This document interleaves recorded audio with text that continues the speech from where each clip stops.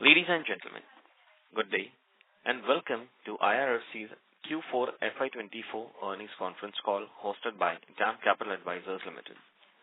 As a reminder, all participant lines will be in the listen-only mode, and there will be an opportunity for you to ask questions after the presentation concludes.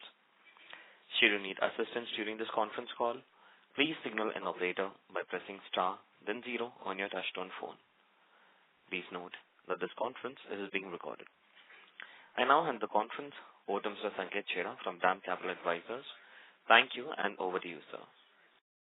Yeah, hello, and very good afternoon to all of you. We have with us the entire senior management of IRFC to discuss their Q4 earnings and this strategy from here on. From the management, we have Ms. Uma Randade, who is MD and CEO, Ms. Shaili Verma, who is Director of Finance, and Mr.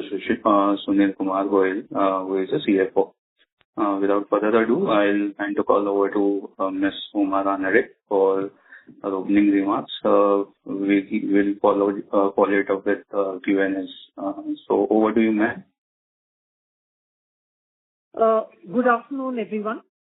I welcome all of you to this conference call, and I would also like to thank DAM Capital for organizing this call. Now, as you all know, we had declared our audited financial results for the financial year 2024 on the 20th of May. And this call has been organized to share the company's performance for the year. We had already circulated our investor presentation. I'm sure you would have all received it by now and seen it. As you are aware, IRFC plays a strategic role as the sole market borrowing arm of the Indian Railways. IRFC has been consistently supporting railways capex funding, both for rolling stock and other infra projects, with extra budgetary resources. As we all know, railways capex has been increasing over the years with a focus on infrastructure, capacity enhancement, decongestion of high-density networks, passenger experience, safety requirements of its network, etc. Achieving reduction in logistic costs in the country, enhancing safety of passengers, these remain the priority areas of the government. Gross budgetary support has been kept at 252,000 crore for capital expenditure for railways in the interim budget of the financial year 2024-25. Major part of the planned capex is directed towards implementation of major economic corridors, namely for energy, mineral and cement, the energy, mineral and cement corridors, port connectivity and high traffic density corridors. These railway corridor programs have been identified and will enable multimodal connectivity. While energy, mineral and cement corridors will help to reduce air pollution on the roads and ensure reduction in the cost of logistics, corridors for the port connectivity will provide seamless connectivity to the ports through the railways in a multimodal approach. There is also corridors planned to reduce the burden on the high-density traffic routes. Overall, through these corridors, about 40,000 kilometers of new track is likely to be laid over the next 6 to 8 years, which will significantly increase the railway capacity and reiterate the railway's commitment towards sustained development by reducing carbon emissions. These programs will also help to contribute to economic growth, accelerate GDP growth, reduce logistic costs for the nation, and improve passenger experience. There is also a plan to convert rail bogies to Vande Bharat standards. That is also being planned. There is also a plan to start to use part of the funding for modern Vande Bharat trains and deploying automated train safety technology across the Indian Railway network. The capex funding of the Indian Railways is primarily funded by the budgetary support and extra budgetary sources, which include IRFC borrowings. From financial year 21-22, budgetary support for the Indian Railways has increased tremendously, and correspondingly, extra budgetary resources have been scaled back. In the financial year 2024, there was no requirement for extra budgetary resources to the railways due to the high budgetary support and thus there was no funding done by IRFC. Although in the interim budget for the financial year 25, there is no EBR requirement from IRFC. However, the final budget for 25 is yet to be placed in Parliament and passed. IRFC mandate also covers financing for projects with backward and forward linkages with the railways. Accordingly, we are actively looking at funding such projects in the railway ecosystem, apart from funding of the Indian Railways, and exploring opportunities in collaboration with other infrastructure lenders. Now I will request our Director of Finance to take you through investor presentation and share the financial highlights for the financial year 2024 before we move on to the question and answer session. Over to you, Shweta. Thank you, ma'am. Good afternoon, everyone. I'll begin with a brief snapshot of the company. IRFC, as you know, is a systemically important infrastructure finance company with major shareholding by Government of India through Ministry of Railways. The current equity stake by the government is 86.36%. IRFC is a dedicated financier for Indian Railways, as we have mentioned, and entire financing to Indian Railways is through finance lease model, both for rolling stock and infrastructure projects. It's a low-risk cost-plus model as all the costs incidental to borrowing, including hedging and currency risk and interest rate risk, are passed through, and we are getting a consistent margin over the years. Margin for rolling stock is 40 bps and it is 35 bps for projects. This margin is added to weighted average cost of funds raised during the year to work out lease rentals. Total lease period is 30 years. For rolling stock, this lease period is split between primary lease period of 15 years and secondary lease period of another 15 years. And during primary lease period, we recover all our investments, and only nominal rent is paid during the secondary lease period. For projects, the rentals start after a moratorium period of 5 years, and the primary lease period is 15 years, secondary lease period is 10 years. IRFC has been giving consistent financial performance over the years. We have highest domestic credit rating of AAA by CRISIL, ICRA and CARE, and our international rating is at par with sovereign. Our assets under management as on 31st March 24 stands at 4.64 lakh crore, and 98.94% of this AUM is for exposure to Indian Railways. And if you see the breakup of this AUM, 35.52% is for rolling stock lease receivables, 20.37% for project lease receivables, and 43.05% for advance against infra projects for which we are yet to sign the lease agreement. And 1.06% is for our loan to RVNL. Net worth of the company has grown to around 49,178 crores as on 31st March. Our revenue for the year is 26,644.58 crore as compared to 23,721.42 crore in the previous year. During the year, we have signed lease agreement for projects funded in FY23-24 after the completion of moratorium period. Our profit for the year is 6,412.10 crores as compared to restated profit of rupees 6,167.20 crore for previous year. Our total borrowing as on 31st March 24 stands at 4,12,032.10 crores. And in order to keep the borrowing cost competitive, we raised funds from various sources like taxable bonds from domestic market, rupee term loan, ECB, 54 EC bonds. If you see the borrowing mix as on 31st March, after total borrowing, our bonds including 54 EC bonds are at 48.02%, rupee term loan at 30.60% and ECB at 16.71%. And borrowing from NSSF is 4.25%.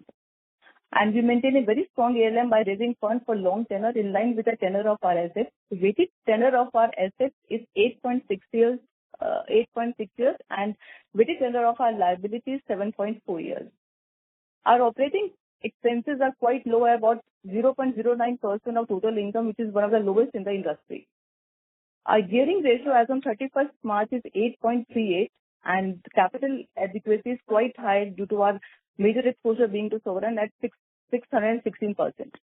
Coming to our return ratio, our return on equity for the year is 13.66%, return on assets 1.31%, our net interest margin is at 1.38%, and earning per share 4.91. During the year, we have done a certain restatement of lease receivables amounting to about 790.14 crores, which was basically due to short accounting of against capital recovery in the terminal year for the lease agreements which have completed their transit lease period. Out of this amount, 620.28 crore has been restated in the lease receivables and net worth as on 1st April 22, and there is an impact about 169.86 crores in the corresponding previous year, that is FY22-24. As our CMD has mentioned, we are actively exploring funding for projects in the existing mandate like leasing of rolling stock other than MOR, funding of railway infrastructure being developed through state JV, upcoming dedicated freight lines, multimodal logistic parks, non-conventional sources of energy, including renewable energy for railway network. We are in discussion with various other infra financials for co-funding opportunities. And internally also, we have taken a lot of steps like formulation of board-approved credit policy to manage credit risk and ensure that the credit extended is in line with the company's risk appetite and the credit standards that we have been maintaining over the years. This will help IRFC maintain a healthy loan portfolio and minimize the business risk. Setting up we have set up internal credit committees. We have onboarded certain agencies for financial appraisal, technical appraisal, and also for the legal due diligence. Our board has recommended final dividend of INR 0.70 per equity share for FY24, which is subject to approval of our shareholders in AGM. This is in addition to interim dividend of 0.80 rupees per equity share. So the total dividend for FY23-24 is INR 1.50 per share. That is all from our side. Now we are open to questions from the participants. Thank you very much. We will now begin the question and answer session. Anyone who wishes to ask a question may press star and one on their touchtone telephone. If you wish to remove yourself from the question queue, you may press star and two. Participants are requested to use handsets while asking a question. Ladies and gentlemen, we'll wait for a moment while the question queue assembles. Participants, you may press star and one to ask a question.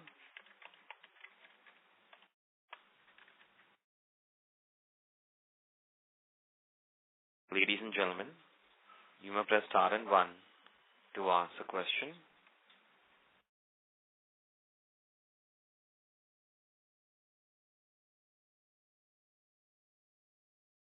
The first question is from the line of Kaustav Datta, individual investor. Please go ahead. All right. Am I audible to everyone? Yes, sir, you are. Excellent. Thank you.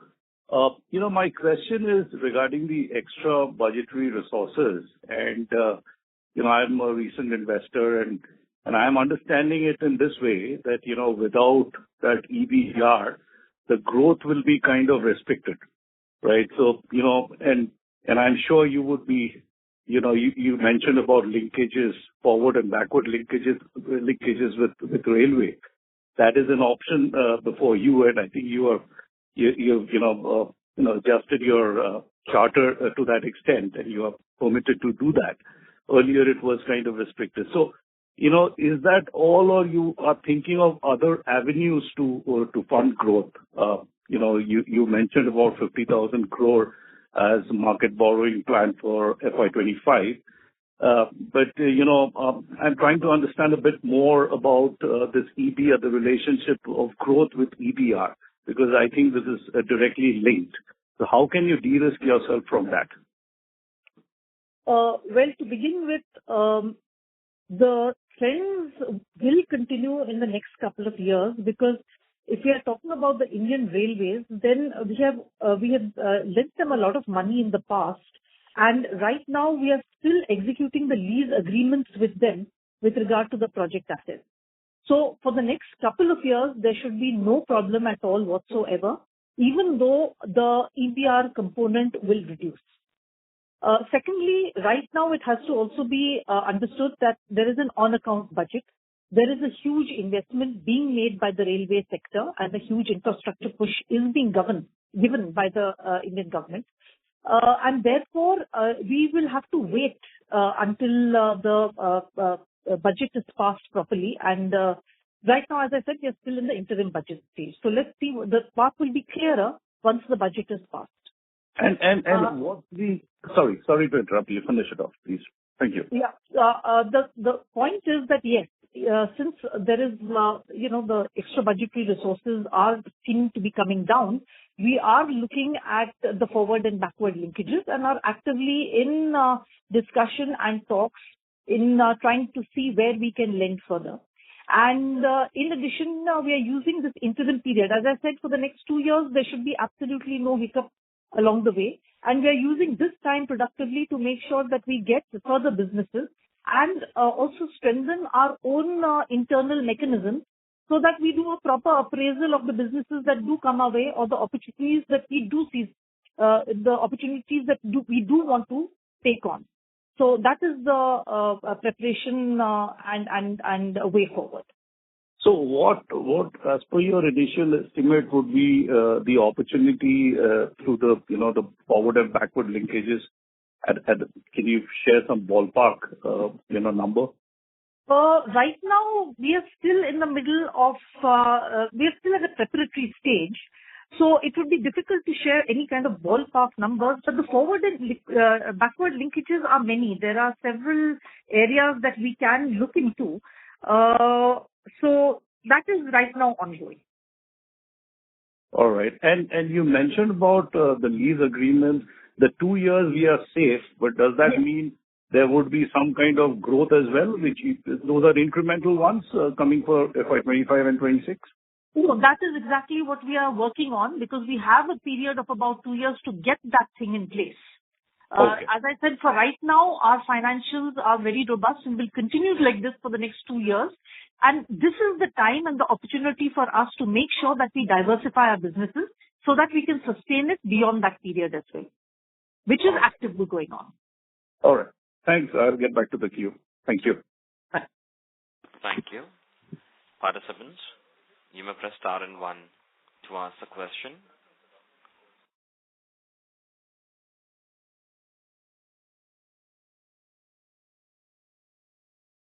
Next question is from the line of Prakriti Banka from HSBC. Please go ahead. Yeah, hi. Thank you. I just wanted to know what was your disbursement as of the end of this year? Prakriti, sorry, your voice is coming muffled. Can you speak through the handset? Yeah, just 1 second. Can you hear me better now? No, it's still a little muffled. Any better? Yeah, thank you. Yeah. So, I just wanted to know what was the disbursement for the full year? In the previous, the year 23-24, there was a net disbursement because as you know, the extra the funding was done entirely by budgetary support. Right. So when you say that you have these leases which you are yet to execute, I'm sorry, that was not very clear. Can you just repeat? Sorry. Yeah. So I said when you say that you have these sorry leases, to interrupt you. Your voice is coming very much muffled. For some just reason. 1 moment, please. Here.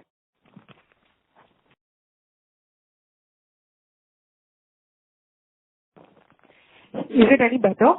Yeah, it's better now.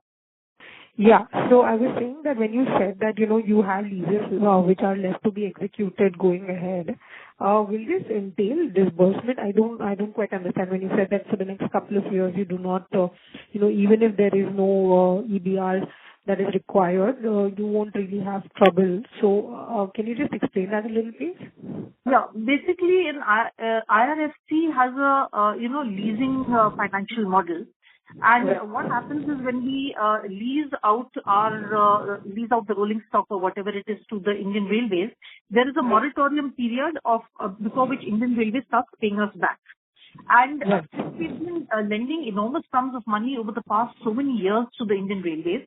Some of those moratorium periods are coming to an end and we are signing those lease agreements now. So as I said, that inflow continues to be robust and will continue to come in and we are okay in this manner for the next 2 to 3 years at least. It is therefore imperative and that is the aim of this company that we use this period to build our own internal structures and mechanisms so that we can properly assess other business opportunities and go in for those business opportunities in a possible scenario where the lending to the Indian Railways may dry up. We are fully aware and seized of this, and we are using this period to strengthen our own mechanism so that we can diversify in a safe and profitable manner. Understood. So basically what you mean is that now you will start receiving, there will be a payback that is happening, and you are now sort of looking for opportunities where you could be deploying this money. Right. Absolutely. Okay. The point is, at this point, we are looking to diversify, and we are able to do that in a proper manner because we have a period of 2 years in which to properly plan and to properly implement and to properly increase our own mechanisms so that we can do a proper so that we can the business goes on, it's business as usual after the next couple of years. Right. In terms of, if you are then looking to diversify into, say, other infrastructure areas, like you did mention that you will probably tie up with, other infrastructure finance companies. I mean, have you sort of onboarded some kind of team already for that, or is this still at the drawing board? No, we have got a team in place, but it does have to be strengthened. And certainly we are in talks with certain companies so that we can, take this forward. And as I said, in any case, the company already has a charter that we can fund, we can fund entities with any backward or forward linkages with the Indian Railways. And there are several sectors over there, including, other than the leasing of rolling stock to MOR, we can lease rolling stock to other people. We can fund railway infrastructure which is being developed through state JVs. Then there are all kinds of other multimodal logistic parks that are coming up. Non-conventional sources of energy are there, including renewable energy for the rail network. So the business opportunities are diverse and large, especially in the background of a tremendous infrastructure thrust by the government of India. All of which are being pursued by us. Right. But like you mentioned that, the size of the opportunity is not something that you could outline right now, ballpark maybe? No, I would not like to give a ballpark right now because we're using this time to get everything together. But as I said, we do have enough time and enough opportunity to make sure that our revenues continue to be robust. Right. And just in terms of when, sort of the kind of time you did mention you have 2 years to execute this. Yes. But, when we can start seeing some sort of sanctions in these, various opportunities, when do you have some sort of a timeline for that? I think the timeline essentially is that we have to have something in place over the next 2 years. And, going forward, probably within this year, we might be able to get some progress. But we will have to wait and see because, as I said, it is also contingent to a very large portion on the final budget being passed. Because at this point, as I said, it's still an interim budget. And the kind of infrastructure development that is going on in the railways and the kind of capex expenditure that is there, the capability of the Indian Railways to absorb capex is tremendous. So even at this point, to rule out the possibility of lendings to Indian Railways, we cannot rule that out at this point either. Sure. Just one last question from me. Just with respect to spreads, I mean, they've been quite stable now, but do you see any scope, for them to move either way? I'll just hand that over to DS Finance. If you can repeat the question, please. Right. So I'm saying the spreads that you charge over your cost of funds, they've been quite stable for a few years now. Is there any, possibility of this moving either way in, say, the next year or so? See, our as I mentioned, for the rolling stock and projects have been consistent. So we don't see any, one thing is we have to appreciate that apart from this spread, our risk, our risk with respect to currency or interest rates are also passed on to. So in this background, I don't see any requirement of change in spread. So this will continue. Okay. They are the same for the past 4-5 years. So I don't see any requirement of changing the spread. Got it. Okay. Thank you very much. Thank you. Participants, you may press star and 1 to ask a question. Next question is from the line of Ritika Dua from Bandhan AMC. Please go ahead.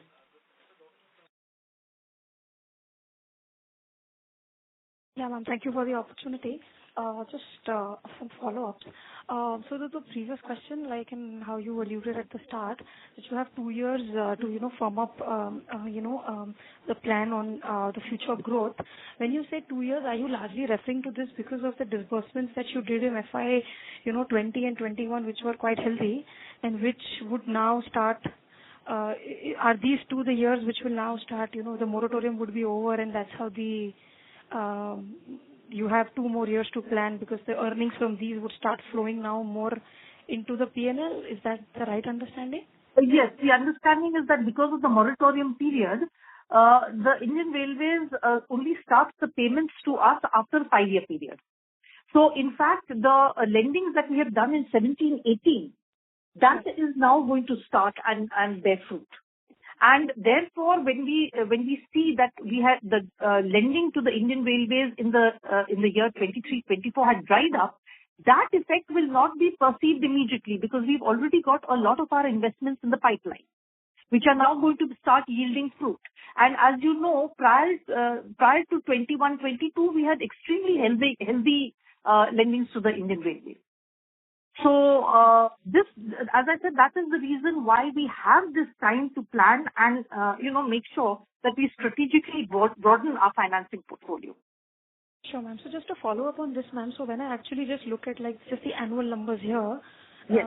When I actually see the NII, the net interest income for 22, 23, 24 were pretty much, similar on an absolute basis. Yes. A very similar trend was seen in 18, 19, 20. So yes. Can we just assume that once 25, 26, and you are able to bear the fruit of the lending done from 17 onwards, would yes. the absolute in 25, 26 show a considerable jump? I don't think NII growth, can it be very sharper, or at least can there be a growth, because it's been pretty flattish in 22, 23, 24. Now that the moratorium is over. Well, there may not be a very sharp jump, but certainly there is not going to be any kind of sharp decline either. And to a very large extent, as I said, we are also exploring other opportunities. But I'll also ask my DS to add to this.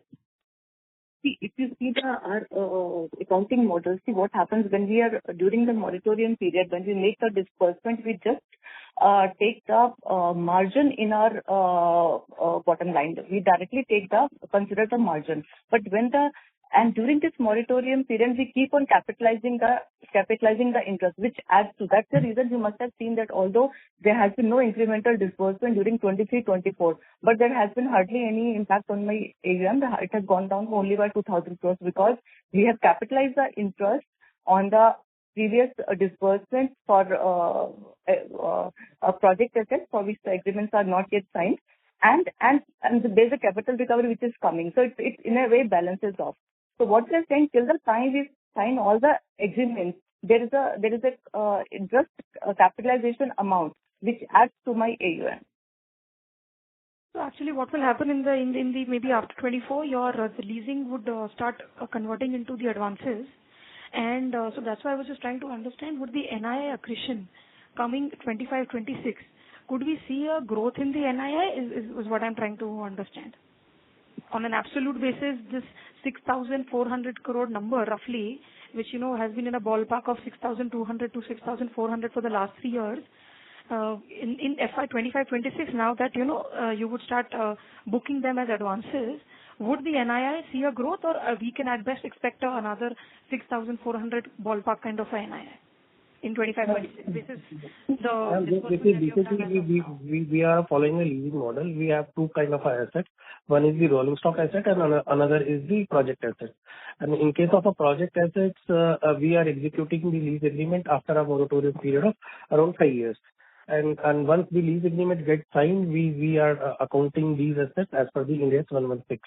And before signing of the agreement, we'll actually whatever disbursement happened to the Indian Railway, will recognize as income only for our margin portion. That is the net cost of lending and borrowing. And after execution of the lease agreement, we'll account for the lease rentals, which include margin as well as my cost of lending.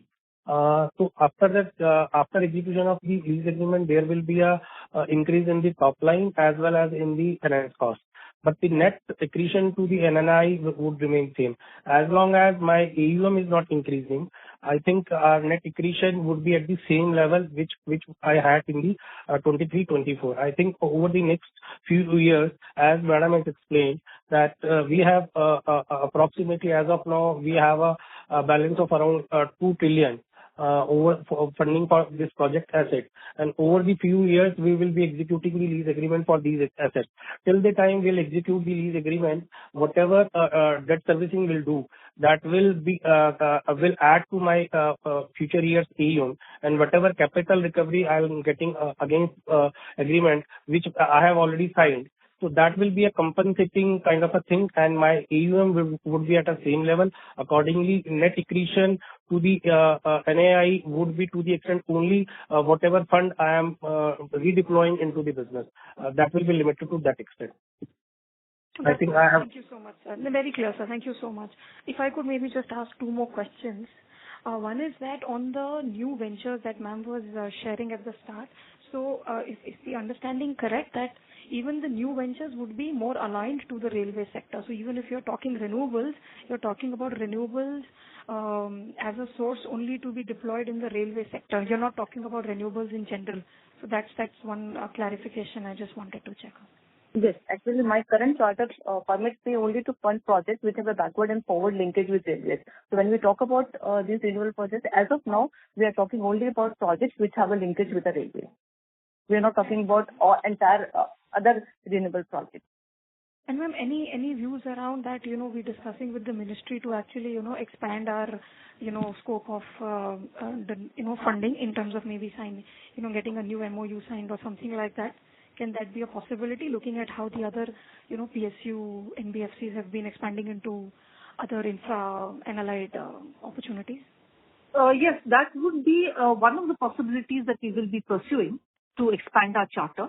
But the point is that even that, as I said, we will be pursuing. But even without that, the forward and backward linkages with the railways itself throws up so much opportunity in the infrastructure sector. So I don't think there should be any really big issue on trying to even expand that further, because we have a lot of opportunity within the backward and forward linkages itself. Sure. And then just one last question, just a link to this one. So if since you, on the new ventures that you are alluding to, what we have seen earlier, that your spreads have been pretty much stable and sort of maybe capped, if that is the right way to put it. But in the newer ventures, could there be a scope of actually doing it at a better spread, or do you think that the spread would be the same? For the newer venture, it is not linked to our funding to MOI. Those spreads will be purely dependent upon the credit profile of the project and the numbers that is shown on based on the due diligence. There will not be any regulated framework or any linkage with the MOR funding. Those will be purely based on the industry standards. So fair to say, could be higher actually. It could be higher. Yes, definitely, it could be higher. But ma'am, any ballpark there that what are really when you are evaluating today, what are the spreads if you look to maybe do? No, I think it will be too premature to give any spreads at this stage unless we have started funding the project and we can give you the numbers on the first is to give the numbers on the project. Right, ma'am. Thank you so much. Thank you. Those are my questions. Yeah. Thank you very much. Participants, you may press star and 1 to ask a question.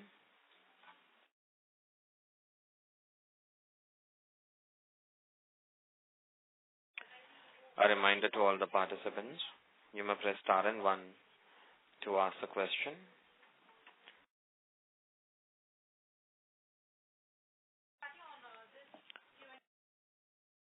A reminder to all the participants, you may press star and 1 to ask a question.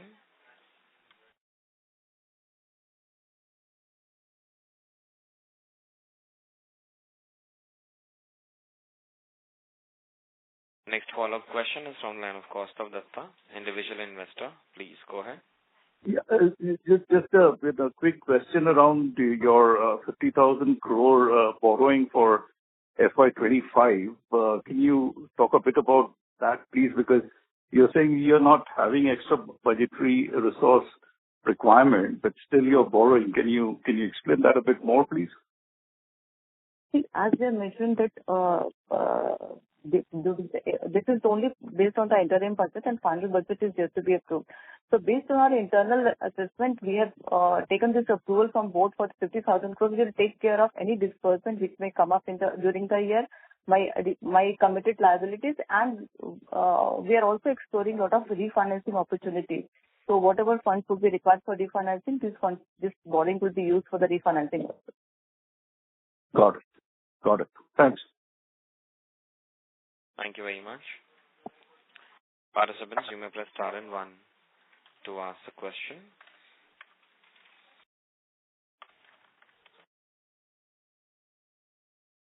Ladies and gentlemen, you may press star and 1 to ask the question.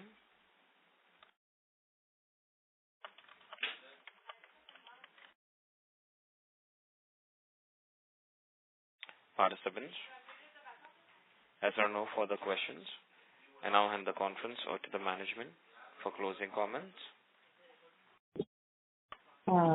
Thank you so much. We want to thank all the participants for attending this call. We hope that we were able to answer your queries, but still if you need some more information or details or data points, you can always get in touch with our investor cell and any of us, and we'll be more than happy to answer your queries. Thank you so much. Thank you very much.